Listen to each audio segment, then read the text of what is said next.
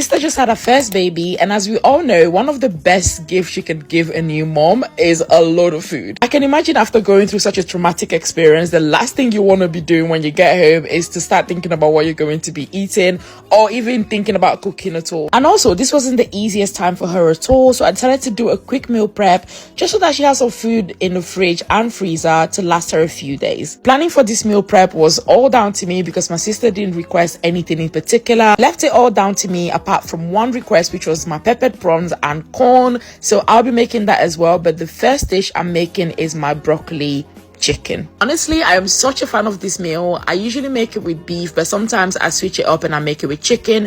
I decided to make it with chicken this time around, and I usually serve it with sticky jasmine rice, and that's it. It's such a simple dish. You can put it in the freezer, you can put it in the fridge, and when you're ready, it's just a matter of taking it and putting it in the microwave and it's ready to go. I also wanted to make a noodle dish as well, so I just went for a simple Thai noodle. I also made this with some chicken, some prawns, and some eggs, and it turned out really well. I garnished it with some Thai basil, sprinkled a little bit of coriander just for added flavor, and added some lime to it as well in case they want to squeeze some lime juice. The first thing I started making this morning was my stewed corn, and that is cooked and set aside. Now it's just time to make the peppered prawns. This peppered prawn recipe has me and my family in choco. They always request for it. This is exactly what my sister wanted. Of course, this is not really a meal, but this is the one thing she requested, so I made her a few. She can keep that in the fridge and again just reheat it whenever she's ready, and on to the next meal. So far we have a rice dish and some noodles, so I decided that I wanted to make some soup as well. It doesn't have a massive appetite at the moment, so I'm just thinking about dishes that are easy to eat and also going to give her the best nutrition at this time. Wonton soup is just so delicious and nutritious, so I just decided to put that on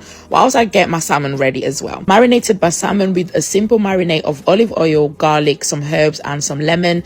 Pop that in the oven whilst I get everything else ready, and then my soup is ready. So I actually served the Thai soup with some wonton, some pak choy, and also some chili oil. I had some leftover of that prawn, so I also added that to garnish it, and this is basically it. I also garnished it with a little bit of Thai basil as well. Love the soup because it's so versatile. You can eat it on its own, or you can have it with some rice or some noodles, so I think she has a lot of choices there. After about 12 minutes, my salmon is ready, and I'm just serving that on a bed of green beans and also some creamy mash. I've also made some ribeye steak, and I served that with some tender stem broccoli and also some creamy mash. And that's everything that I made. I think she has a nice variety. Once everything was ready, I went ahead to pack it and also label every single dish so she knows exactly what she's grabbing. And this is everything. This took me about 7 hours to do. Now it's time to head out, and after about an hour and a half on the motorway, I got to my sister's place and unpacked everything. I actually can't believe I'm a new auntie. I'm so excited, and of course I'm going to be the best auntie ever.